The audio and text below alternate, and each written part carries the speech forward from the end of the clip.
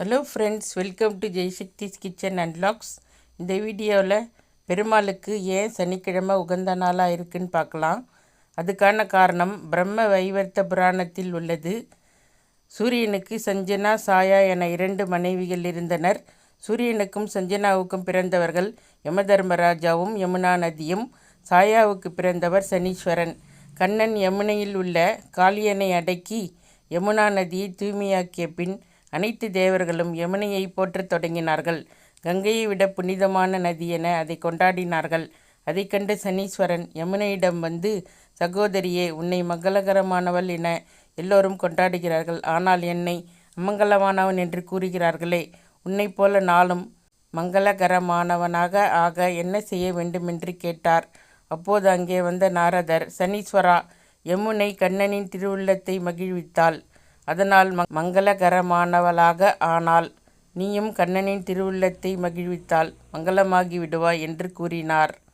கண்ணனை மகிழ்விக்க என்ன செய்ய வேண்டும் என்று சனீஸ்வரன் கேட்டார். அதற்கு நாரதர், ஹோலிகா என்று இரண்யனுக்கு ஒரு சகோதரி இருந்தாள். அவள் தீயால் தன் உடம்பு சுடப்படாமல் இருக்கும் விசேஷ வரத்தை வைத்திருந்தாள். பிரகலாதனை பலவிதமான தண்டனைகளுக்கு உள்ளாக்கியும் அவன் பாதிக்கப்படாமல் இருப்பதைக் கண்ட இரண்யன் ஹோலிகாவிடம் பிரகலாதனை ஒப்படைத்தான்.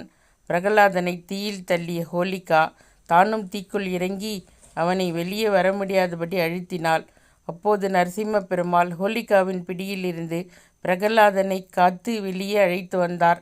ஹோலிகாவிடமிருந்து நரசிம்மர் பிரகலாதனை காத்த நாளைத்தான் ஹோலி பண்டிகையாக மக்கள் கொண்டாடுகின்றனர். அந்த ஹோலிகா பெண் என்பதால் நரசிம்மர் அவளை கொல்லாமல் விட்டுவிட்டார்.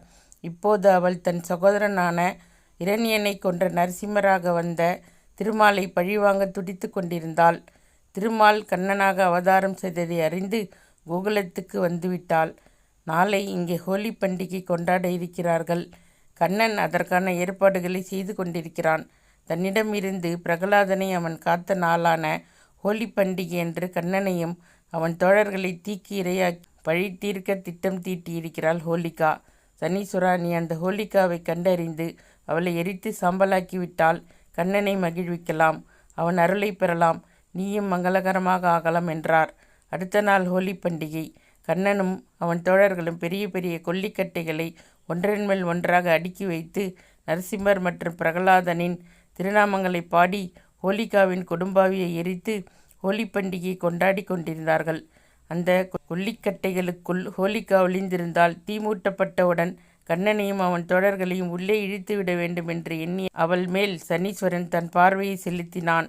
சனி பார்வை பட்டவுடனேயே ஹோலிகா தன் சக்திகள் அனைத்தையும் இழந்துவிட்டாள். கண்ணன் தீமூட்டினான். அந்த தீயில் ஹோலிகா எரிந்து சாம்பலானாள். நாரதர் சனீஸ்வரனை கண்ணனிடம் அழைத்து சென்று நடந்தவற்றை விவரித்தார். அப்போது சனீஸ்வரனது தொண்டுக்கு மனமுகந்த கண்ணன், சனீஸ்வரா, நீ இனிமேல் மங்களகரமானவனாக திகழ்வாய். உன் கிழமையான சனிக்கிழமையின் விடியற்காலை வேலை மிகவும் மங்களகரமானதாக கருதப்படும். அந்த நாளில் திதியோ நட்சத்திரமோ எதுவாக இருந்தாலும் சனிக்கிழமையின் விடியற்காலை பொழுது மங்களகரமாகவே கருதப்படும். 28வது கலியுகத்தில் நான் திருமலையில் மலையப்பனாக வந்து தோன்றுவேன். சனிக்கிழமைகளில் என்னை வந்து தரிசிக்கும் அடியார்கள் வேண்டும் வரங்கள் அனைத்தையும் அருளுவேன் என்று வரமளித்தார். அதனால்தான் நாம் அனைவரும் சனிக்கிழமை பெருமாள் கோயிலுக்கு சென்று வழிபடுகிறோம். இந்த வீடியோ உங்களுக்கு பிடிச்சிருந்தா உங்கள் ஃப்ரெண்ட்ஸ் கூட ஷேர் பண்ணுங்கள். எங்கள் சேனல் சப்ஸ்கிரைப் பண்ணிக்கோங்க. தேங்க்ஸ் ஃபார் வாட்சிங்.